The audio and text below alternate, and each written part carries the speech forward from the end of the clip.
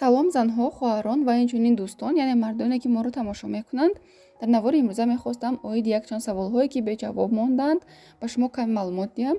Чӣ хеле ки медонед, якчанд навор пеш мо наворе тайёр кардагӣ будем оиди алоқаи ҷинсӣ ва дар зери ҳамон навор бениҳоят комментариҳои зиёд ва якчанд нофаҳмиҳо низ пайдо шуданд. Аз ҳамин рӯ мехостам дар навори имрӯза маҳз оиди ҳамон саволҳое ки беҷавоб монданд ва нофаҳмиҳое ки пайдо шуданд ба шумо ҷавоб гардонам.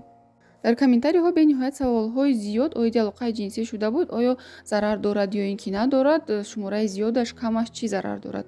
Дӯстони азиз, чӣ маълумотҳое ки дар навор гуфта шудааст, ин среднестатистически мебошад. Аз нигоҳи тиб гуфта шудааст ки миқдори миёна чӣ қадар аст, вале ин ҳамаш аз хоҳиши шумо вобаста аст. Чӣ қадар шумо зиёд мехоҳед ё ин ки кам мехоҳед, ба организми шумо ягон хел зарари ҷиддӣ намерасонад. Вобаста ба хоҳишу завқи худатон аст. Фақат дар он ҷо гуфта шудааст ки аз ҳад кам карданаш метавонад ки ба простатит, яъне илтиҳоби ғадуди простата оварда расонад.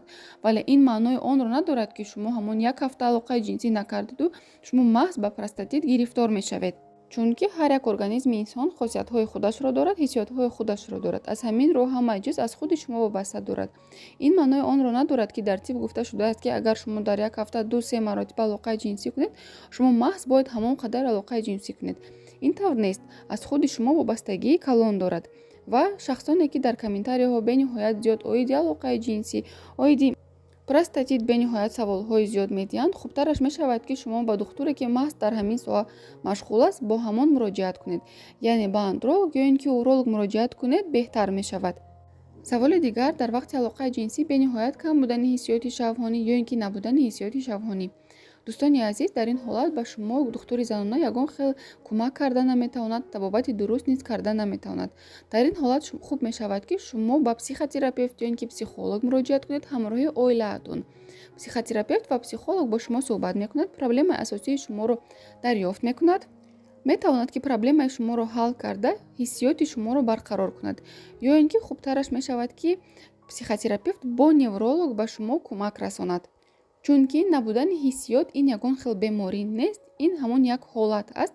Барои бартараф кардани ҳамин ҳолат психолог, психотерапевт, невролог нахстар кӯмак мерасонанд. Саволи дигар, ин навистани табобат дар комментариҳо мебошад. Бисёриҳо дар комментариҳо оиди ягон беморӣ пурсон мешавад ва хоҳиш мекунанд ки ҳамон табобатро дар комментариҳо барои онҳо пешниҳод кунем. Дӯстони азиз, ин тавр кардан хеле нодуруст мебошад, чунки надониста ташхисҳои шуморо, ташхисҳои гузаштагии шуморо духтур наметавонад ки барои шумо як табобати муайян нависад. Баъд як табобат ба ҳама шахс мувофиқ намеояд, чунки организми ҳар як инсон ба худаш хусусиятҳои хос дорад. Масалан, агар ман барои шумо як табобатро дар комментариҳо пешниҳод кунам, дигар шахсон низ гумон мекунанд ки ба онҳо низ ҳамин табобат фоида мекунад ва ин табобат метавонад баръакс ба одаме ки дигаре ки ҳамин табобатро мекунад зарар расонад. Аз ҳамин сабаб табобат танҳо вобаста ба ҳамон ташхисҳои гузаштагии шумо дар WhatsApp навишта мешавад. Саволи дигар, оиди доруҳои гормоналӣ ё ин ки гормоналия контрацепсия, агар оддӣ карда осон гӯям, оиди Регулон, Клайра, Джес плюс, Микрогинон ва дигару дигар доруҳо. Бисёриҳо пурсон мешаванд ки оё дар вақти истифодаи ҳамин доруҳо ҳомиладор шудан мумкин аст ё ин ки не. Дӯстони азиз, дар вақти истифодаи чунин доруҳо ҳомиладор шудан номумкин аст, чунки аз номашон аллакай маълум аст ки гормоналия контрацепсия яъне противозачаточные доруҳо, яъне намегузоранд ки шумо ҳомиладор шавед. Ҳангоми истифодаи чунин доруҳо ҳама хел таъсир мерасонанд ки намегузоранд ки фолликулостимулирующий гормон ё ки лютинизирующий гормон сатҳашон баланд шавад, яъне намегузоранд ки фолликулаҳо калон шаванд. Фолликулаҳоро дар ҳолати хурд нигоҳ медоранд. Аз ҳамин сабаб наметавонад ки ҳомиладоршавӣ ба вуҷуд биёяд. Аз ҳамин сабаб чӣ қадаре ки шумо онро истифода баред, шумо наметавонед ки ҳомиладор шавед.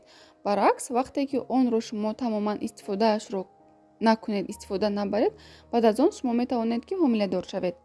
Ва инчунин савол буд ки оё ҳамин доруҳо ба организми инсон зарар мерасонад ё ин ки не.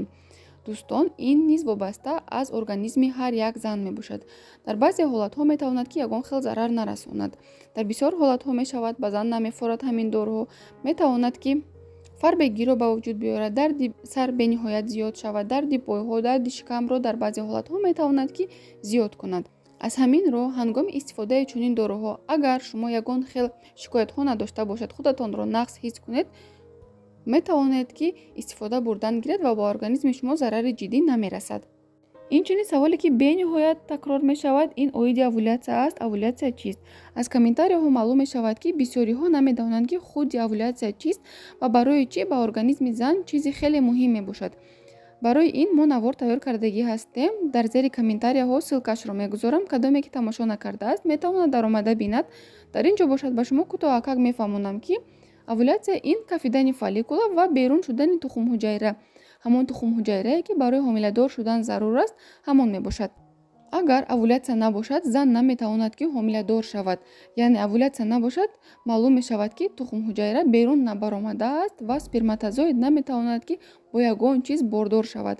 аз ҳамин рӯ овулятсия ин як протсесси бениҳоят муҳим ва асосӣ дар организми зан ба ҳисоб меравад.